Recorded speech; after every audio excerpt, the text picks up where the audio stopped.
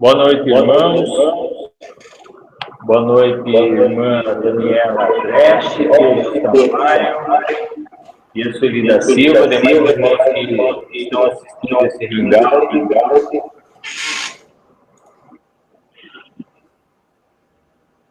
E vão assistir também, pessoas que vão assistir esse hangout. Que Deus abençoe a todos, um bom estudo a todos. Boa noite, irmão Rogério. Boa noite, irmão Marcílio, Deus abençoe. Amém. Vamos orar? Vamos.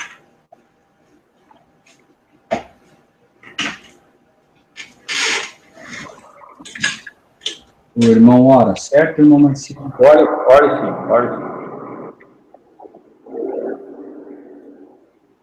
Bondoso Pai, que nos altos céus habita, obrigado, antes de mais nada, por essa oportunidade, meu Pai, de estar diante dos meus queridos irmãos e receber mais uma vez mais uma porção, um estudo, a revelação que vem do alto para nos amparar, nos dar o sinal e a direção correta para podermos caminhar. Eu agradeço imensamente a oportunidade de mais uma vez assistir a esse estudo, meu Pai, e proporcionar aos meus queridos irmãos também, uma vez que eu tive problemas aí esses dias atrás, aí não tive condições de gerar esse link. Mas enfim, eu estou aqui, obrigado por tudo, pelo irmão Rogério, mais uma vez, que vai nos ministrar esse estudo, meu Pai. E o Senhor coloque a sua poderosa mão sobre ele, a sua família, para que ele tenha condições de caminhar nesse caminho que o Senhor colocou e até o fim permanecermos firmes, perseverantes na sua fé. Obrigado pelos irmãos todos que estão na sala, meu Pai. Peço em nome de todos que o Senhor desde já os perdoe por suas falhas, por todos nós, que nós às vezes facilmente erramos, meu Pai. Temos que nos redimir de tudo e voltar atrás e reconhecer o nosso erro, às vezes até diante da tua lei, para nos orientar, para nos pôr de novo em pé e podermos caminhar. Obrigado por esse estudo, por essa noite que o Senhor está proporcionando a nós. E peço ao Senhor que nos acompanhe até o final e dê, no final do estudo, um bom descanso, uma boa noite a todos. Obrigado por tudo. Eu agradeço em nome do teu Filho amado, Jesus Cristo. Amém. Amém. Irmão. Graça e paz da parte de Deus, o Pai, de nosso Senhor Jesus Cristo. Hoje nós estaremos fazendo um estudo que eu tenho outro estudo preparado, que quero compartilhar com os irmãos, mas esse estudo depende de uma série de imagens, tentando programar fazendo ele usando o PowerPoint conjuntamente. Eu não sei como se faz isso com áreas ainda, mas creio que Deus estará direcionando. O estudo de hoje, ele nasce de uma necessidade que eu creio que ontem uma irmã entrou em contato comigo e eu senti que ela estava bastante triste e ela acabou, embora eu não conheça ela pessoalmente, ela acabou confessando para mim. Ela aceitou por esses dias aí, esses tempos, a doutrina, essa doutrina que está vindo aí do sábado lunar, e em função disso ela teve uma série de problemas em casa. Ela acreditava que esse problema era gerado por ela estar aceitando uma verdade. Ela guardava o sábado semanal e, enfim, o inimigo destroçou a família dela, fez uma confusão danada. Finalmente ela conseguiu ver que estava errado, estudando a Bíblia por ela mesma, uma vez que houve muito problema na família.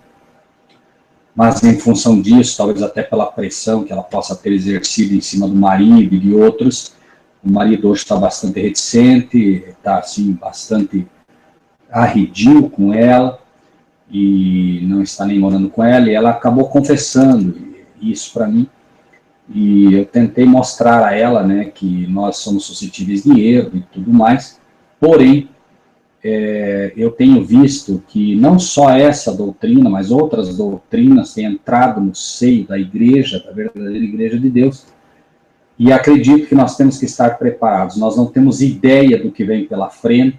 Hoje é sábado lunar, é a natureza pré-lapsariana de Cristo, é a questão aí da trindade, que já nem é mais uma questão que a gente deveria mexer, mas a questão da divindade de Cristo ainda assim, o nome Yehoshua vindo com força também no meio desse povo, e muitas outras doutrinas que certamente o inimigo tem preparado já para jogar no nosso meio.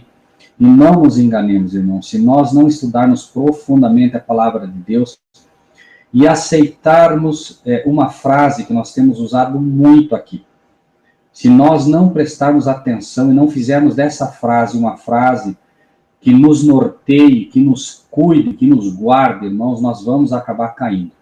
A frase que nós temos usado muito aqui é: quem é o servo fiel e prudente a quem o Senhor constituiu sobre a sua casa para dar o sustento ao seu tempo. Nunca é demais lembrar, irmãos, fidelidade e prudência.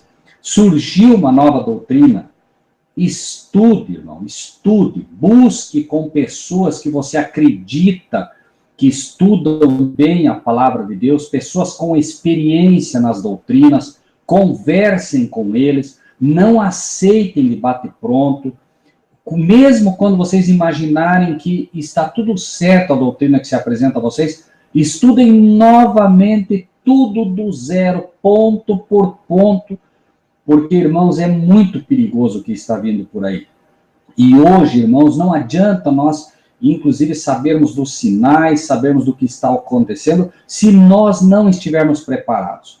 Lembrem-se, amados irmãos e irmãs, os 144 mil, que é esse grupo especial que Deus quer formar hoje, a pura igreja de Cristo, o remanescente, aqueles que realmente manifestarão o caráter de Cristo na terra. Esse grupo, irmãos, dos 144 mil, é um grupo que não tem engano na sua boca. Apocalipse 14, irmãos, ele é bem claro. Apocalipse 14, o versículo 4 diz: estes são os que não estão contaminados com mulheres, porque são virgens. Espiritualmente são virgens, não aceitam doutrinas de igrejas, eles aceitam o que está escrito. Se a igreja ensina e está escrito, eles dizem amém. Se a igreja ensina e não está escrito, eles não aceitam. E mais, irmãos, o inimigo tem usado umas armas hoje um pouco diferentes. No passado, o inimigo levava para a tortura e queimava aqueles que não aceitavam os dogmas da igreja católica na época. Hoje, as igrejas todas estão assumindo o vinho de Babilônia, todas as igrejas, sem exceção, instituições grandes hoje, têm o vinho de Babilônia no seu seio, têm oferecido esse vinho às pessoas, as pessoas têm sido embriagadas por esse vinho, e nunca foi tão importante estudar a palavra de Deus e principalmente a condição da igreja de hoje. Então, hoje nós vamos estar estudando, né, o nome é exatamente esse, ninguém vos engane. Né? Vamos, aqueles que gostam de acompanhar na Bíblia, abram as suas Bíblias no capítulo 2 de Colossenses, e vamos ver o que a palavra de Deus nos reserva hoje. Estudando sempre com muito critério, com muito cuidado, versículo a versículo, comparando um com o outro, sendo de fato aquilo que Deus quer que sejamos, especialistas na palavra de Deus. Ele promete dar sabedoria àqueles que não têm. Então, todos nós temos, né, condições de poder receber de Deus e receber, né, as coisas que Deus tem preparado para o seu povo, mas nunca nos esquecermos que a ordem agora é fidelidade àquilo que você já tem como luz, fidelidade, repito, àquilo que você já tem como luz, que você sabe que está ancorado pela Bíblia, e esse é o grande desafio. Não é fidelidade ao que você aprendeu da igreja, é fidelidade ao que você aprendeu na Bíblia, fidelidade à Bíblia, fidelidade à pura palavra de Deus, e prudência, irmãos. Prudência, porque o inimigo sabe que essa é a arma que ele tem usado. No passado, repetimos, ele queimou. Chegou um momento que ele percebeu que não adiantava queimar, porque o sangue dos mártires era semente. Então ele começou a introduzir o erro dentro das igrejas e começou agora a apresentar esses erros misturados com a verdade. Novamente o inimigo tem feito isso e tem usado hoje uma arma interessante. Quando você percebe algo errado na tua igreja, no passado muitos de nós fomos expulsos das igrejas porque vimos coisas erradas à luz da Bíblia. Quando colocamos para os pastores, eles finalmente nos expulsaram, e agora eles estão dizendo o seguinte: não, você fique na igreja, você só não pregue isso. Então, se você descobriu, por exemplo, que a Trindade é um erro, fica dentro da igreja, só não pregue. Mas não é o que Deus diz. Deus não diz, fica na igreja, só não pregue. O verdadeiro cristão, se ele recebe luz de Deus, ele tem que fazer essa luz brilhar. Não é para esconder essa luz. E o diabo tem dito através dos pastores, não, apenas esconde essa luz aí para não gerar problema na igreja e está tudo certo. E é exatamente isso que Deus não quer.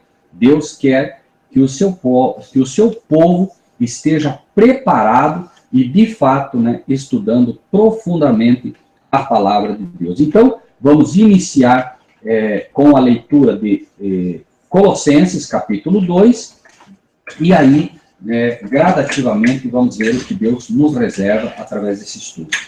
Capítulo 2 de Colossenses, a partir do versículo 1. Porque quero que saibais quão grande combate tenho por vós e pelos que estão em Laodiceia, e por quantos não viram meu rosto em carne, para que os seus corações sejam consolados, estejam unidos em caridade, enriquecidos da plenitude da inteligência, para conhecimento do mistério de Deus, Cristo, em quem estão escondidos todos os tesouros da sabedoria e da ciência. E digo isto para que ninguém vos engane com palavras persuasivas, porque ainda que esteja ausente quanto ao corpo, contudo em espírito estou convosco, regozijando-me e vendo a vossa ordem e a firmeza da vossa fé em Cristo. Como, pois, recebestes o Senhor Jesus Cristo, assim andai nele, arraigados e edificados nele, confirmados na fé, assim como fostes ensinados, crescendo em ação de graças. Tendo cuidado para que ninguém vos faça presa sua, por meio de filosofias e vãs sutilezas, segundo a tradição dos homens, segundo os rudimentos do mundo, e não segundo Cristo, porque nele habita corporalmente toda a plenitude da divindade, e estáis perfeito nele, que é a cabeça de todo principado e potestade, no qual também estáis circuncidados com a circuncisão não feita por mão, no despojo do corpo da carne, a circuncisão de Cristo, sepultados com ele no batismo, nele também ressuscitastes pela fé no poder de Deus, que o ressuscitou dos mortos. E quando vós estáveis mortos nas pecados e na incircuncisão da vossa carne, vos vivificou juntamente com ele, perdoando-vos todas as ofensas, havendo riscado a cédula que era contra nós nas suas ordenanças, a qual de alguma maneira nos era contrária, e a tirou do meio de nós, cravando-a na cruz. E despojando os principados e potestades, os expôs publicamente e deles triunfou em si mesmo. Portanto, ninguém vos julgue pelo comer ou pelo beber, ou por causa dos dias de festa, ou da lua nova, ou dos sábados, que são sombras das coisas futuras, mas o corpo é de Cristo.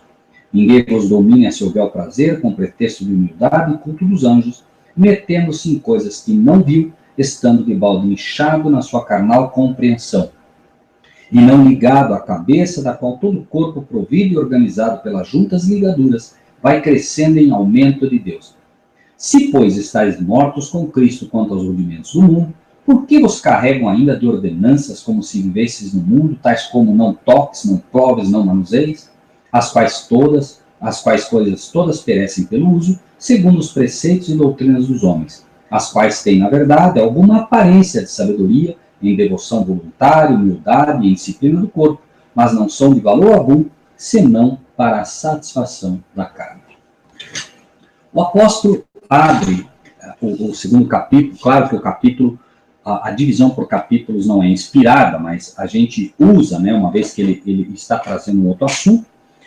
Ele diz, porque quero que saibais quão grande combate tenho por vós e pelos que estão em Laodiceia, e por quantos não viram meu rosto em carne. Aqui, um dos grandes erros que se comete quando se estuda a palavra de Deus é, bom, inicia-se com a história deste assunto, né, nas igrejas, os pastores iniciam com a história do assunto, e dizem o seguinte, né, isso aqui Paulo disse para os colossenses, porque isso, porque aquilo, porque aquele outro. Irmãos, irmãs, na verdade, o que Paulo está falando para nós. Primeiro porque não é Paulo falando, é Cristo falando através de Paulo. A inspiração vem a Paulo, Deus está falando, e aqui, no caso, Paulo está falando a nós nos dias de hoje. E nós, isso é, na verdade, sempre a verdade presente. Tomar os ensinos que estão ali e tomarmos para nós. E note que interessante isso aqui. Porque quero que saibam quão grande combate tenho por vós, os que estão, né, na situação colossense, na condição de Colossos, e também pelos que estão em Laodiceia.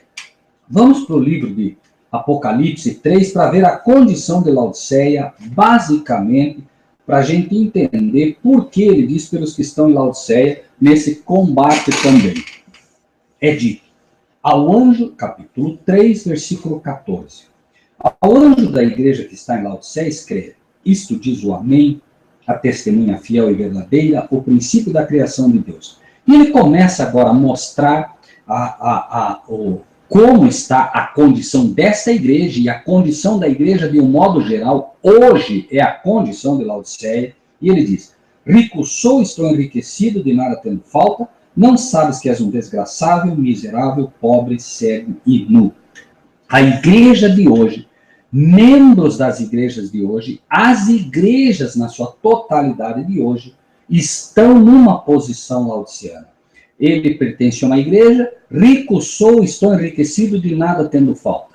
Você tenta mostrar a ele uma verdade bíblica, e ele, não, eu já tenho a minha igreja, eu já tenho o meu pastor, e ele não quer saber de coisas que Deus pode estar revelando hoje. A verdade presente não tem valor para a esmagadora maioria das igrejas que estão por aqui. Eles não têm nem ideia do que é a verdade presente hoje, aquela mesmo que Jesus disse, quem é o servo fiel e prudente é quem o Senhor constituiu para dar o sustento ao seu tempo. Então, estuda-se a Bíblia, né, colocando uma aplicação passada, quando ela deveria ser aplicada para o presente, e a lição se perde exatamente porque a verdade presente é jogada por terra. Rico sou, estou enriquecido, não tenho falta de nada, não sabes que és um desgraçado. Esse desgraçado não é o desgraçado no sentido pejorativo que se conhece o termo desgraçado. É alguém que está isento da graça de Cristo. Ele diz, nós estamos na graça, vocês estão na lei. Ele não tem ideia do que é a graça. A palavra de Deus está dizendo que essas pessoas estão sem a graça de Cristo, porque o favor imerecido de Cristo, ele é pautado em ter a Cristo não só como Salvador, mas ter também a Cristo como nosso exemplo. A graça não vem para te livrar pura e simplesmente do pecado. A graça te livra do pecado e de pecar também. A graça tem duas funções. Cristo é nosso Salvador e é nosso exemplo. As pessoas, na sua grande maioria, os cristãos de hoje querem Cristo como seu Senhor, querem Cristo como seu Salvador, mas não querem Ele como seu Senhor. O Senhor, que é o Rei, Ele tem um reino, que é o reino da graça. Esse reino da graça vive sobre as leis do Pai, sobre as leis de Deus. O reino da glória, que é aquele que virá um dia, também será sempre constituído pela lei de Deus. Esse reino que obedece a tudo aquilo que vem da boca do Senhor.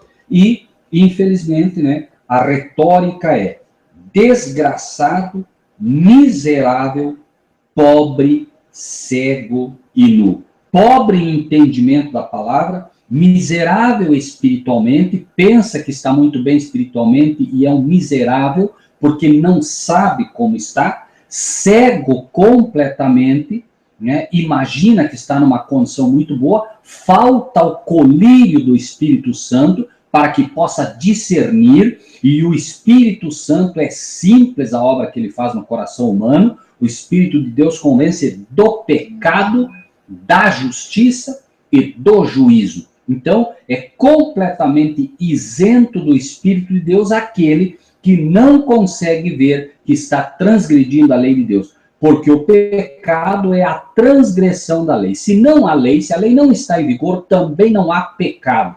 Porque a Bíblia diz claramente que o pecado é a transgressão da lei. Esta é a condição da igreja de hoje, que se diz rica, enriquecida, de nada tendo falta, e não sabe que é miserável, pobre, cega e nua.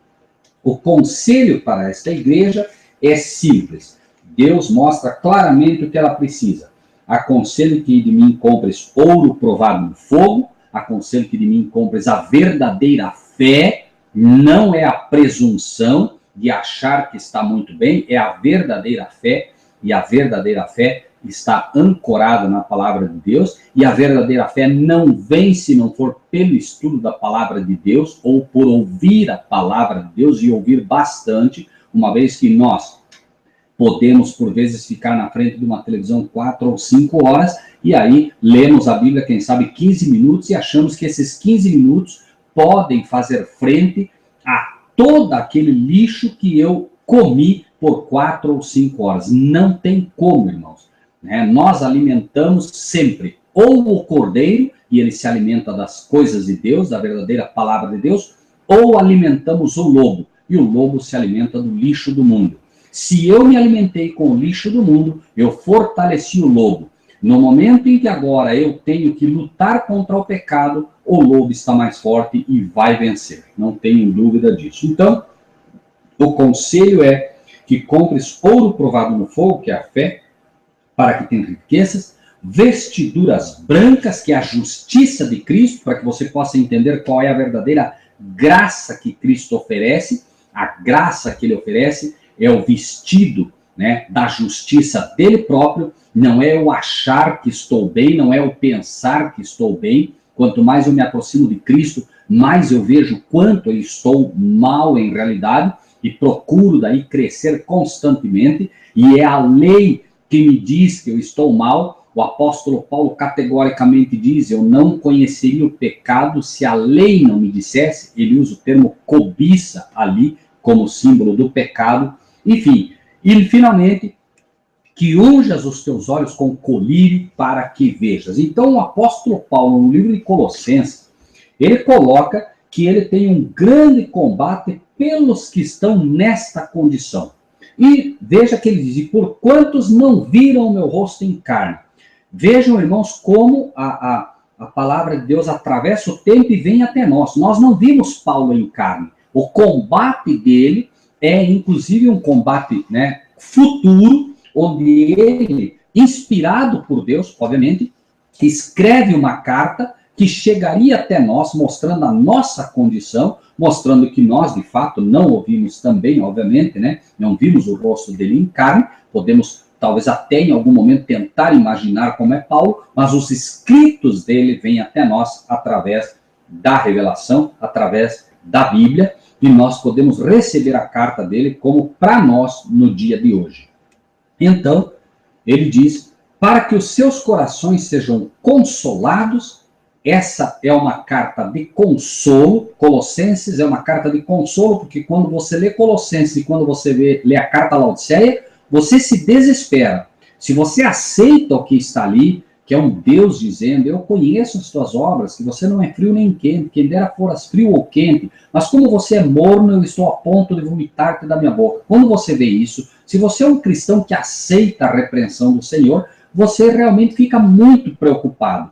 Mas o consolo vem imediatamente na própria carta de Laodiceia e também na carta de Colossenses. Por isso ele diz: quero que saibam quão grande combate tenho por vós, pelos que estão em Laodiceia, e por quantos não viram meu rosto em carne, para que os seus corações sejam consolados, estejam unidos em amor e enriquecidos da plenitude da inteligência, para conhecimento do mistério de Deus, Cristo.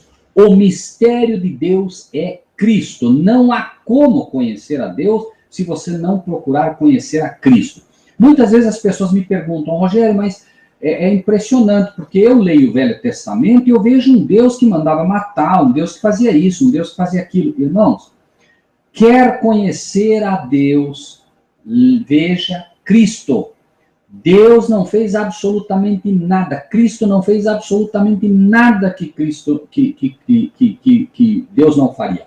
Sempre, irmãos, nós vemos o amor de Deus revelado em Cristo Jesus. E muitas pessoas dizem, não, mas Cristo é mais bonzinho, Deus parece que era mais duro, era mais... Irmãos, todo o Velho Testamento é uma revelação do amor de Deus. Mesmo quando Satanás é expulso do céu, é expulso como um ato de misericórdia por aqueles que ficavam. É como se você tivesse um câncer mortal e agora o médico dissesse, olha, você tem que escolher entre a tua vida e o teu braço. Você não tem mais condições, o teu braço vai acabar contaminando todo o teu corpo. Por isso, né, que foi dito, se o teu olho te faz te escandalizar, arranca ele e joga fora. É melhor você entrar cego do que não entrar no reino dos céus, né? O comparativo, claro, que é feito é o mesmo, né? Então, é isso, né? O ato de misericórdia é um ato feito para preservar, né, aqueles que querem aceitar. Um ato de misericórdia será feito também no futuro, quando aqueles que querem seguir a Cristo, que querem guardar o seu dia, vão ser impedidos por uma lei e Deus vai se manifestar protegendo o seu povo. Então, é o que vemos. Existem pessoas hoje, você imagine, e é assim, imagine um cachorro treinado desde pequenininho, esse cachorro, ele simplesmente, se ele pega uma criança, ele acaba com ela em minutos. Você imagine agora tentar mudar, né, o coração, entre aspas, de um animal desse. Não há como. O ser humano chega a um ponto em que Deus não tem mais o que fazer por ele, porque Deus deu o livre-arbítrio para todas as pessoas. E existem pessoas que foram tão fundo no pecado, que ainda que um anjo chegasse na frente delas e dissesse, não faça isso, ela faria e ela continuaria fazendo, como foi com Sodoma, que os homens quiseram ali fazer sexo na marra com os dois anjos que estavam ali. Ló tenta dissuadi-los, os anjos finalmente cegam todos eles, e eles queriam ainda cegos entrar para fazer maldade com eles, e disseram ainda claramente, nós vamos fazer mais mal a você agora do que faríamos a eles. Imagine só, não bastava simplesmente o pecado da sodomia, mas eles ainda queriam fazer mal. A alegria deles era fazer o mal. Por isso é dito, né, que todo pensamento era mal. Não havia um só minuto em que o pensamento não era voltado para o mal. Então você imagina o que Deus poderia fazer por uma cidade inteira que constantemente encontrava sua alegria em fazer o mal aos outros. De fato, né, a misericórdia de Deus se manifesta queimando aquela cidade, porque nada mais se poderia fazer por ela. Sem falar das crianças que nasciam completamente possuídas já por um demônio. Cada uma delas, uma vez que elas nasciam como fruto de orgias que se faziam, né, ao Deus, entre aspas, Baal, que era o Deus que eles cultuavam. As crianças que não nasciam como fruto dessas orgias eram imediatamente sacrificadas. Imagine se Deus poderia fazer algo por elas. Então nós vemos como chega e onde chega, né, o problema quando as pessoas rejeitam, né, o falar do Espírito de Deus no coração. Seguindo, né, diz, plenitude da inteligência para conhecimento do mistério de Deus, Cristo. Né? No livro de Colossenses, voltando um pouquinho onde estamos, no capítulo 1, versículo 27, é dito, aos quais Deus quis fazer conhecer quais são as riquezas da glória deste mistério entre os gentios, que é Cristo em vós, esperança da glória. Então, né, o conhecimento, né, de Deus é Cristo em nós. Né? Cristo, lembre-se, nós já estudamos sobre isso, Cristo opera no santuário por nós diante do Pai, ele é o nosso mediador diante do Pai, mas ele opera pelo seu Espírito em nós para que nós possamos ter conhecimento do Pai. O livro de 1 Coríntios, no capítulo 8, 1 Coríntios, capítulo 8, é um texto bastante conhecido dos irmãos, creio eu. 1 Coríntios capítulo 8, mostra uma realidade também a nível de conhecimento. 1 Coríntios capítulo 8, versículo 6, diz: Todavia para nós há um só Deus, o Pai, de quem é tudo e para quem nós vivemos, e um só Senhor Jesus Cristo, pelo qual são todas as coisas, e nós por Ele. Né? Há um só Deus, o Pai, e um só Senhor, que é Jesus Cristo, pelo qual são todas as coisas. Inclusive o conhecimento do Pai se faz em Cristo Jesus. Né? Por isso, o versículo 3 diz: em quem estão escondidos todos os tesouros da sabedoria e da ciência. Toda a sabedoria, toda a ciência do Pai vem a nós através de Cristo Jesus. E olha o versículo 4 agora como ele abre. E eu digo isto para que ninguém vos engane com palavras persuasivas. Então, as palavras, as doutrinas que virão, serão palavras e doutrinas persuasivas, irmãos. Não é qualquer coisa, né? Porque ainda que esteja ausente quanto ao corpo, contudo em espírito estou convosco. No momento que estamos lendo a epístola de Paulo, é como se Paulo em espírito estivesse conosco, porque estamos lendo a forma como ele escreveu, não o que. Porque o que ele deveria escrever foi inspirado por Deus, mas a forma como ele escreve é como se disséssemos exatamente isso. Neste momento, né, o Rogério está falando, o Rogério não está presente na casa dos irmãos, mas é como se em espírito ali estivesse, porque a voz que vocês ouvem é a voz do Rogério. A palavra não é do Rogério, a palavra é da Bíblia, a palavra é de Deus, mas a voz que se ouve é a do Rogério. É um caso similar, da mesma forma que quando vocês estão apresentando um tema para as pessoas e não estão presentes fisicamente, em espírito vocês estão falando a elas também, né? Contudo, diz ele, em espírito estou convosco, regozijando-me e vendo a vossa ordem e a firmeza da vossa fé em Cristo. Como, pois, recebestes o Senhor Jesus Cristo, assim também andai nele. Então, aqui é exatamente o antídoto para essa chamada graça barata que se vende nas igrejas hoje. Ele está dizendo, do jeito que você recebeu a Jesus como teu Salvador, ande nele também. Ou seja, tome-o como exemplo também. Da forma que ele andou, ande também. Não fique pura e simplesmente na questão dele como teu Salvador. Ele é o teu Senhor, ele é o teu exemplo. O que ele fez, você deve procurar fazer também. Como, pois, recebeste o Senhor Jesus Cristo, assim também andai nele, arraigados e edificados nele, confirmados na fé, assim como fostes ensinados, crescendo em ação de graça. Claro que o problema dos colossenses é que eles receberam, né, todos os ensinos que deveriam, né, aqueles que haviam aprendido de Cristo, aqueles que haviam aprendido do próprio Paulo, mas eles estavam se voltando para as questões do mundo. E aí, assim como nós, que recebemos a Cristo, tivemos aquele primeiro amor, mas devagarinho, gradativamente, começamos, como os laodicenses também, a ficar mornos. Aquecidos quando recebemos a Cristo, com aquele desejo de pregar, com o desejo de fazer a vontade de Deus, passa o tempo e começa a esfriar, começa a ficar morno. E ele diz, tende cuidado, porque nesta situação é que vem o perigo. Quando estamos nesta situação, quando estamos mornos, quando não estamos estudando, quando não estamos orando, quando não estamos buscando de fato, tende cuidado para que ninguém vos faça presa sua por meio de filosofias e vãs sutilezas. Irmãos, a sutileza com que vem o sábado lunar, a sutileza com que vem Yehoshua, os textos bíblicos que se apresentam, não é fácil desmistificar, irmãos. Você entra num estudo desse e muita coisa é aparentemente ouro. E não é. Finalmente, vai se perceber que era, né, que o brilho que emanava dele não era de fato brilho real, não era ouro. Mas até lá, o estrago normalmente é feito de forma muito grande. Portanto, tende cuidado para que ninguém vos faça presa sua por meio de filosofias e vãs sutilezas, segundo a tradição dos homens, segundo os rudimentos do mundo e não segundo Cristo. Os rudimentos aqui apresentados são os mesmos rudimentos do mundo. Passa o tempo e você percebe que aquelas pessoas, no momento em que você começa a questionar, elas mostram a quem pertencem, elas mostram que são mundanas, e a gente percebe isso com várias pessoas que acabaram entrando nesse problema.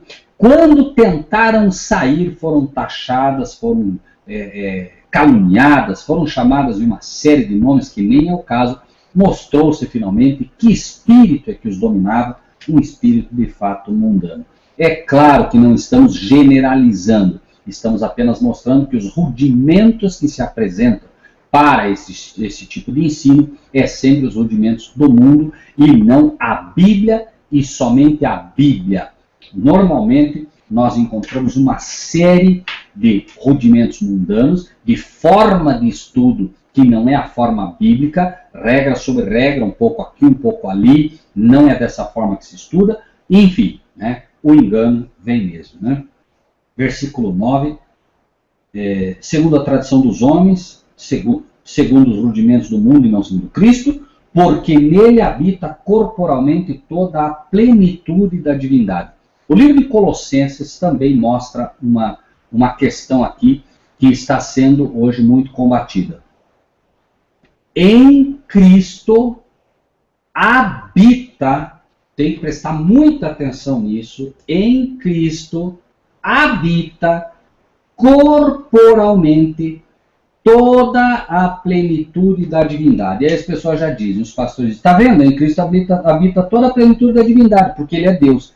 Irmãos, isso, olha, habitar corporalmente a plenitude da divindade não quer dizer que é Deus. Se, por exemplo, no Marcílio habita corporalmente toda a plenitude de um engenheiro, isso não quer dizer que ele é um engenheiro. Ele pode ter todas as características de um engenheiro e não ser um engenheiro. Como isso? Exatamente assim.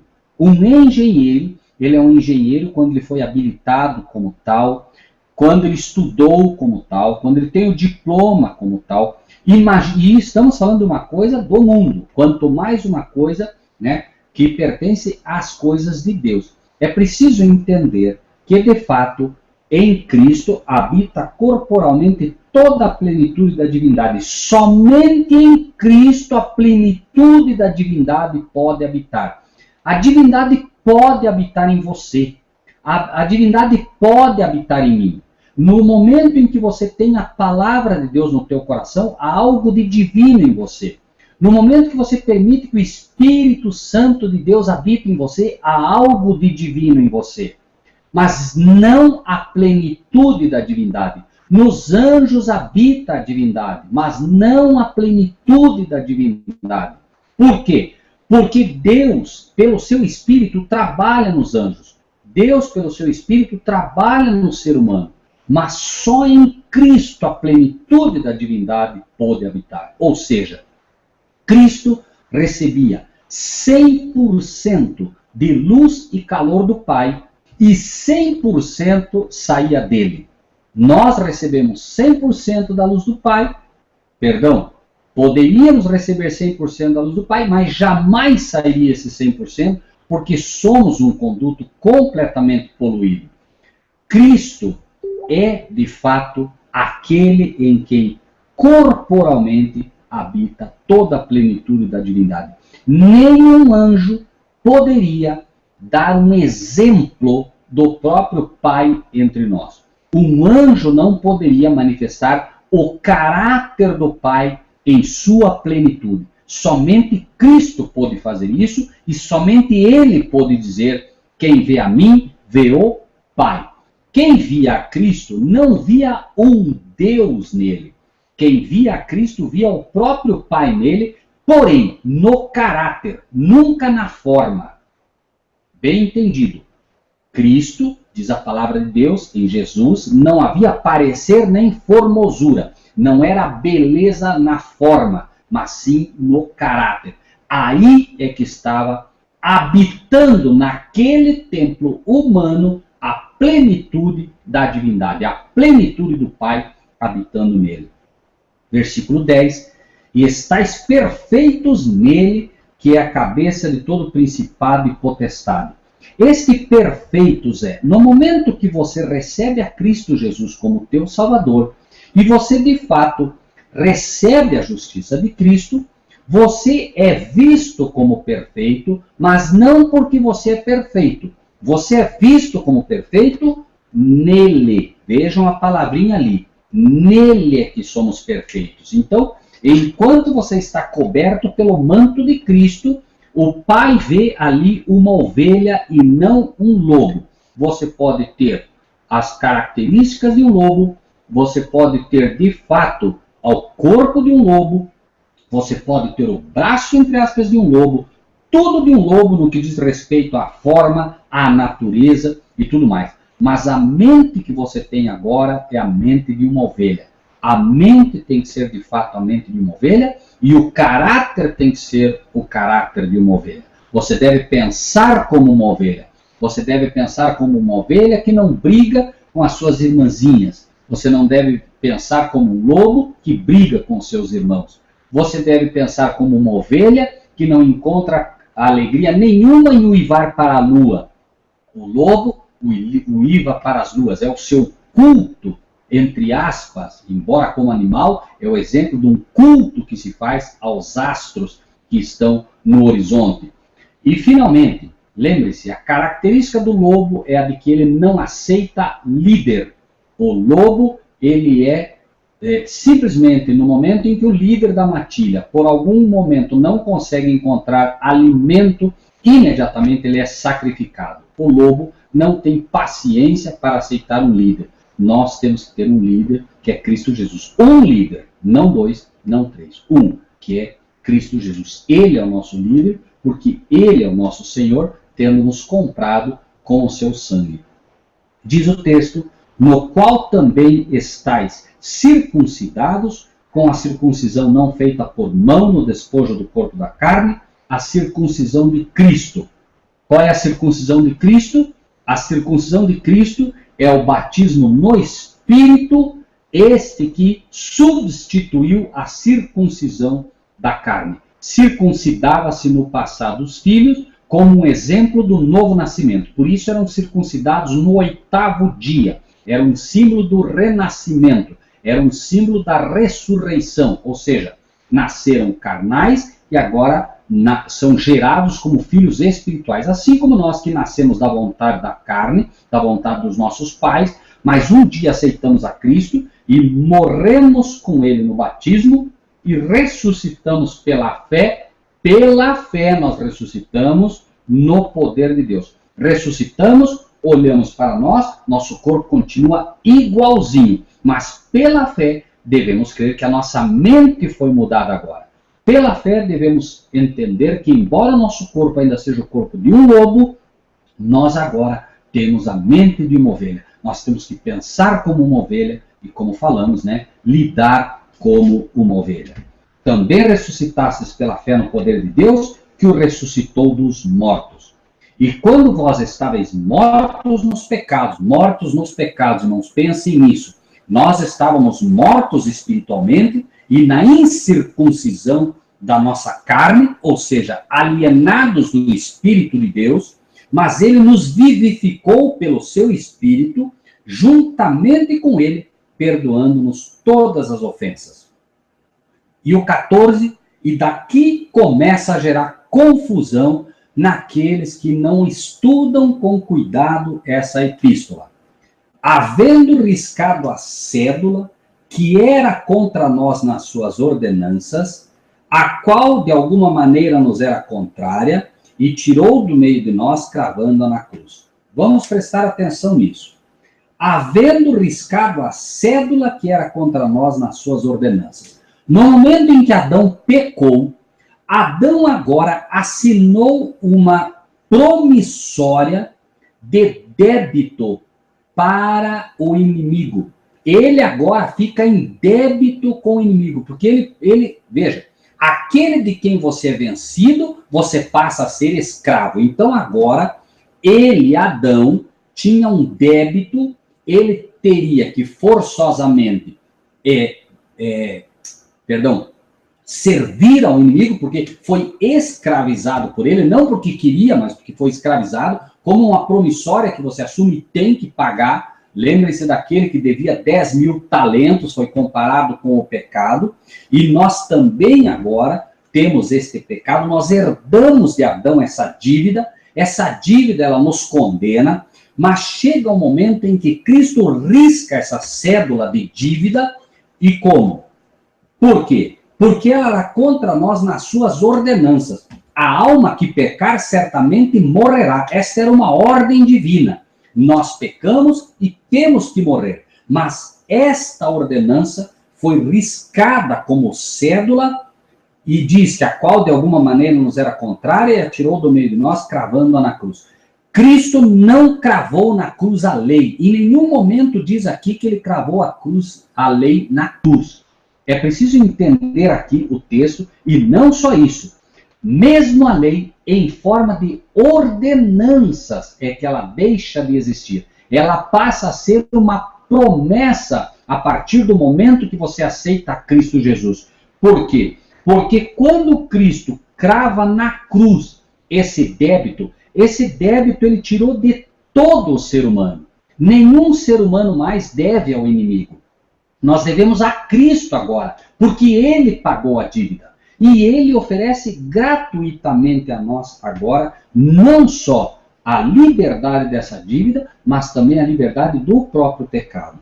Porém, é preciso entender também que ao cravar na cruz essa dívida, ela só vai de fato ter efeito sobre mim, ou seja, eu só vou tomar o crédito agora disso, a partir do momento que eu aceito aquele sacrifício por mim. Eu preciso aceitar a Cristo como meu Salvador, porque embora a dívida esteja paga, está paga nele. O Pai disse a ele: a minha justiça está satisfeita. Mas a justiça do Pai está satisfeita nele, repetimos. Então, é como se você chegasse até o Pai um dia e dissesse: Pai, eu quero entrar no céu. E alguém lhe dissesse: por quê? Não, porque eu creio ter direito. Que direito você tem? Não, porque a cédula já foi paga. Peraí, mas quem pagou a cédula? Quem pagou foi Cristo Jesus. Bom, então, a questão agora é: Senhor Jesus, está aqui na porta tal pessoa. Ele diz que a dívida foi paga. Sim, mas ele não aceitou a dívida que eu paguei para ele.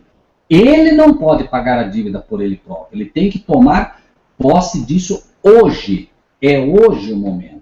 É o momento em que você aceita Cristo como teu Salvador, confessa os teus pecados, confessa que de fato você tinha aquela dívida e imediatamente, sem arrependimento, não há remissão, sem arrependimento não há a confissão do pecado. Por quê? O arrependimento é um dom de Deus, diz a palavra de Deus. E você, quando se arrepende, imediatamente o perdão te é concedido. Você não pode se confessar sem primeiro receber o arrependimento, que é um dom de Deus, e você não pode ser perdoado se primeiro você não confessa o teu pecado. Tudo que Deus pede é que haja a confissão. Tudo que é necessário é isso, que você reconheça que é um pecador, porque Jesus disse: eu vim para buscar os pecadores. Os pecadores são todos. A diferença é que alguns reconhecem e outros não. A questão também sobre a lei é preciso entender que Cristo não cravou a lei na cruz.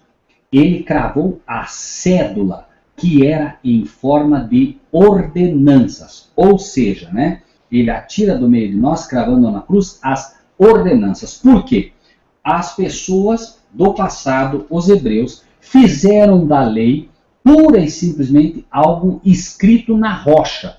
E a promessa de Deus é: escreverei as minhas leis nos vossos corações. A lei deixa de ser agora uma ordenança e passa a ser uma promessa a partir do momento que você a aceita. Lembre-se, irmãos, que a lei não diz não mates. A lei diz não matarás. É uma promessa, irmãos. A lei não diz não roube, ela diz não roubarás. É uma promessa que Deus te dá. Então, se você é ladrão e você não consegue deixar de roubar, Deus te diz, filho, é uma promessa. Você aceita, filho? Aceita o Senhor. Eu sei que você não tem força, filho, mas você aceita? Aceita. Então, eu vou escrever no teu coração. E no momento que a pessoa deixa de roubar, é porque a lei agora já está escrita no coração dela. Porque não é porque ela deixou de roubar, ela não deixa de roubar. Foi Deus quem lhe deu a vitória. A lei escrita no coração. E o apóstolo Paulo mostra isso claramente. Eu não conheceria a cobiça se a lei não me dissesse. Se a lei não dissesse para Paulo que ele era um cobiçoso, ele teria morrido como um cobiçoso. Porque a lei disse um dia, Paulo, você é um cobiçoso. Ou seja, você rouba, Paulo. Você tem a cobiça no coração, você deseja as coisas dos outros, e isso não pode ser assim. E ele percebe que ele era assim, e finalmente ele se entrega. Né?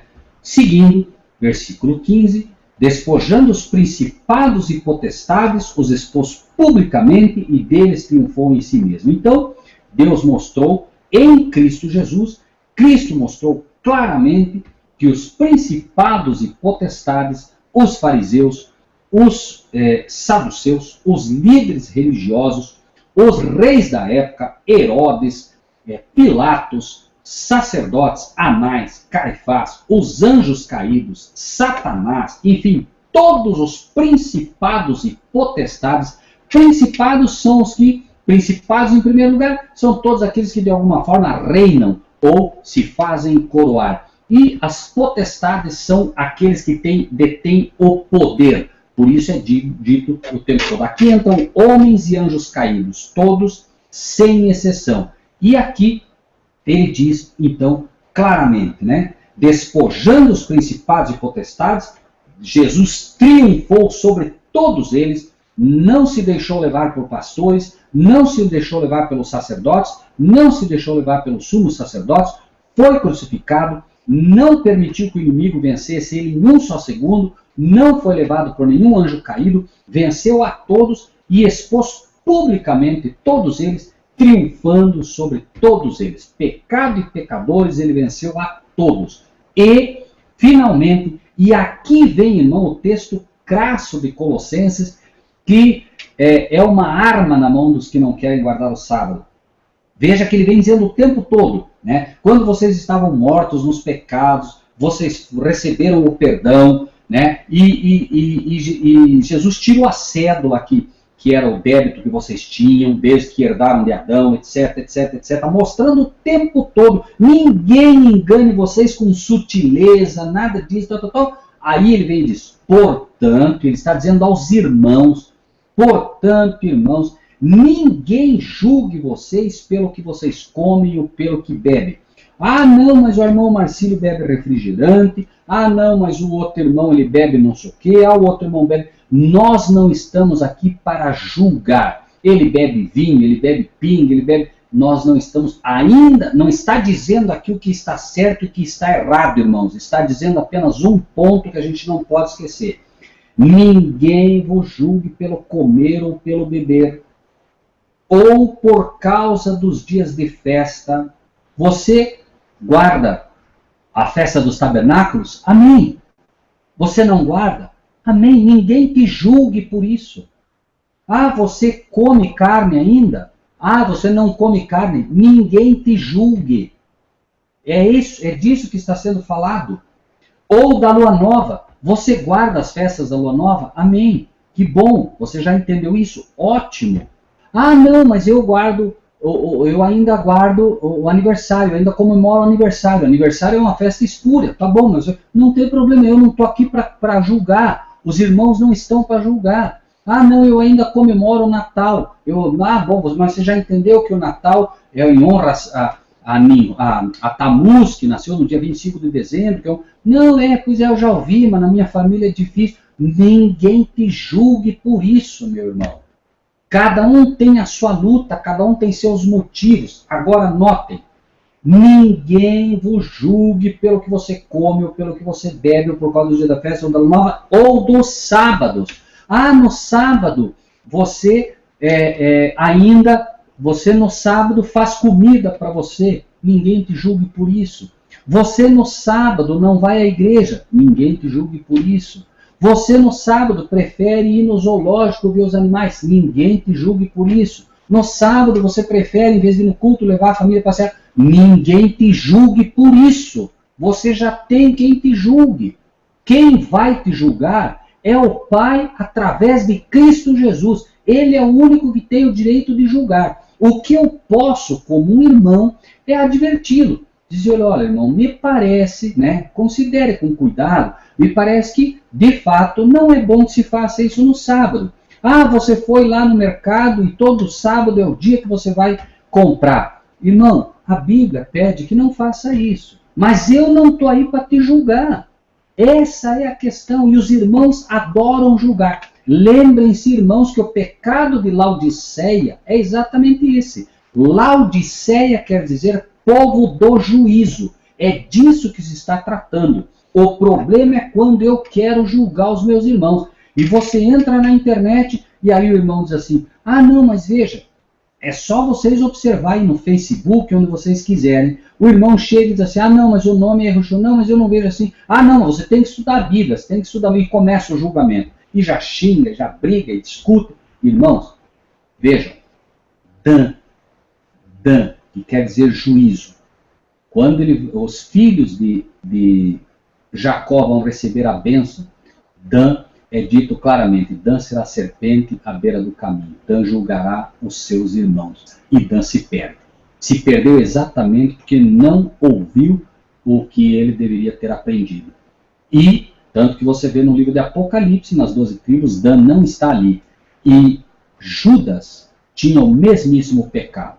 Quando aquela nossa irmã do passado quebrou um vaso de perfume nos pés do Salvador, Judas, começa a incitar os outros discípulos. Por que não se vendeu isso aí, não se deu dinheiro aos pobres? Imagine só alguém que estava ali extravasando o seu amor, né, colocando um perfume caríssimo, diz a Bíblia que era um perfume de nardo puro, caríssimo, era o que ela tinha, ela unta ali aquele a quem ela ama e alguém consegue olhar e estar ali julgando aquilo que ela fazia como se estivesse fazendo uma boa coisa. Então, a questão aqui de Colossenses 2, irmãos, é julgamento. Nunca esqueçam disso. Lembrem-se ainda, as 6 coisas que o Senhor abomina e uma que ele... as 6 coisas que o Senhor detesta e uma que ele abomina. E o que ele abomina é aquele que faz intriga entre os irmãos. Aquele que se acha juiz dos irmãos. E diz aí o texto, né? Portanto, ninguém vos julgue pelo comer, pelo beber, ou por causa dos dias de festa, ou da lua nova, ou dos sábados. Prestem atenção nisso de novo, irmãos. Que são sombras das coisas futuras, mas o corpo é de Cristo. Irmãos, você olha agora numa parede e vê a sombra do irmão Robson. Eu vi a sombra do irmão Robson. Agora eu digo, isso aqui é o Robson? Não. É uma sombra do verdadeiro Robson. O que eu estou querendo dizer com isso, irmãos? Que existe um verdadeiro. É bem o contrário do que se diz. Irmãos, o que nós comemos aqui é apenas uma sombra do que vamos comer no céu. Eu acho que eu me alimento direito aqui. Ah, não, olha, eu não como carne, me alimento bem. Eu vou perceber, por exemplo, quando eu chegar no céu, que as frutas que eu comi aqui são apenas uma sombra das frutas que eu vou comer lá no céu. Nem se compara. O que eu bebo, um suco de uva que eu bebo aqui, que maravilha esse suco de uva. Aí eu vou chegar no céu um dia, e Cristo, que fez um jejum, que disse, nunca mais vou beber até que vocês estejam comigo lá. Ele vai nos servir um suco de uva que nós não vamos nem poder comparar com os sucos que bebemos aqui. Porque o suco de uva aqui, por melhor que seja, o melhor suco de uva do mundo, é apenas uma sombra do suco de uva que vamos beber um dia no céu. Os dias de festa. Nós guardamos uma festa de tabernáculos aqui. Que maravilha, irmãos, todos se reuniram em cabanas. Foi muito bom entre os irmãos. O dia que nós tivermos a festa de tabernáculos no céu, nós vamos ver o que é uma festa. Porque isso é apenas uma sombra das festas que lá teremos. A lua nova, outros sábados. E aí eu vou julgar meu irmão, porque eu guardo o sábado e você não guarda. Eu guardo direito, você não guarda. Mas aí, irmãos, vejam só o que se está falando aqui. O melhor sábado que você guardou com 40 anos de sabatista. O melhor sábado que você guardou com 40 anos de sabatista é apenas uma sombra do primeiro sábado que você guardar no céu. Porque confesse diante de Deus, e devemos confessar, que nós hoje procuramos guardar o sábado, mas nós não descansamos completamente. Nós estamos preocupados com a nossa salvação, nós estamos preocupados com a segunda-feira e os trabalhos, nós estamos preocupados com a dificuldade, nós estamos preocupados, nós deixamos de negociar, mas a nossa cabeça ainda está com muita coisa do mundo. Porém, lá nós não teremos mais preocupação nenhuma. Nós descansaremos de fato no dia de sábado, porque os sábados que guardamos aqui, o melhor sábado que guardarmos aqui, é apenas uma sombra dos verdadeiros sábados que guardaremos por toda a eternidade com o Senhor. Então, ninguém vos domine se houver o prazer, com pretexto de humildade, porque de humilde não tem nada, é apenas um pretexto de humildade, culto dos anjos, como se tivesse recebido de um anjo, metendo-se em coisas que não viu, falando de coisas que não sabe, estando de balde inchado na sua carnal compreensão. Aqueles que julgam porque guardamos o sábado são simplesmente porque têm pretexto de humildade e culto dos anjos, metendo-se em coisas que não viu, estando de balde inchado na sua carnal compreensão. E aqui se unem aqueles que nos julgam porque acham que guardam melhor o sábado e aqueles que nos julgam porque simplesmente não guardam o sábado. Na verdade, o que está sendo colocado é exatamente isso. Irmão Marcílio, são 9h43, nós encerraríamos aqui e o próximo estudo encerraremos do versículo 19 até o versículo 23. Ok, irmão. Maravilhoso. Vamos sim dar continuidade na segunda parte desse cabelo do vamos orar. Uma boa noite para a irmã Etelânia, que está com a gente na sala hoje. Obrigado pela presença, viu, irmão? Fique com Deus. Deus abençoe a irmã aí. Obrigado pela presença aí. Está assistindo o estudo conosco aí na sala. Obrigado a todos os irmãos que estão na sala e todos os irmãos que vão assistir esse estudo também. Deus abençoe a todos. Vamos orar. O irmão, ora, irmão. Pode ser sim, irmão. Amém. Maravilhoso Deus e Pai, nós agradecemos ao Senhor por essa maravilhosa carta de amor que o Senhor nos enviou. Sabemos que ela veio através de Paulo, mas é uma carta tua. O Senhor foi que inspirou. E nós queremos pedir que o Senhor grave no coração de cada um daqueles que estudaram conosco, daqueles que estudarão um dia, para que possam compreender que longe do livro de Colossenses estar derrubando a lei ou estar derrubando o sábado, muito pelo contrário, ele mais o reafirma, Senhor, mostrando de fato que o melhor sábado que guardarmos aqui não será comparado ao sábado que um dia guardaremos com o Senhor no céu. Que a melhor festa de lua nova que pudermos comemorar aqui jamais se comparará à festa de lua nova que comemoraremos lá. Que o melhor alimento que aqui fizermos uso será uma sombra tênue, Senhor, das grandes e maravilhosas frutas que nós encontraremos no céu. E também, Senhor, nós queremos nos alegrar, Senhor, com a promessa e a esperança de que um dia, Senhor, beberemos com Teu Filho, Jesus Cristo, aquele suco que Ele prometeu depois da ceia, que nunca mais beberia, a não ser quando nós lá estivéssemos com Ele.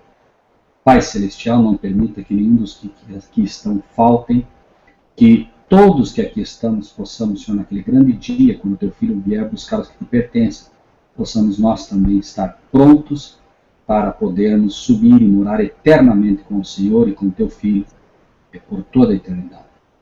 Toma-nos em tuas mãos, abençoe grandemente todos que conosco estiveram nesse estudo, Pai. Dá-lhes do teu Espírito para que compreendam as Escrituras conforme a tua vontade e que possam entender, Pai, que o que aqui se falou não é a palavra de homem, mas a tua palavra simplesmente expressa da forma como o Senhor tem procurado fazer ao teu povo. Em nome de Jesus te pedimos essas bênçãos e agradecemos. Amém. Amém. Amém. Amém. Irmãos, boa noite a todos. Eu agradeço a presença de todos. E Deus permitiu que mais uma vez nós estivéssemos juntos para estudarmos a tua palavra. Obrigado pela presença aí, viu, Helena? E obrigado. Amém. Obrigado, irmã Helena. Deus abençoe grandemente, tá? Pela paciência que está conosco. Que nós possamos todos crescer em sabedoria, graça e verdade diante do nosso Pai e do nosso Senhor. Amém, irmão. Eu que agradeço. Viu? Muito bom. Palavra. Boa noite a todos. Boa noite.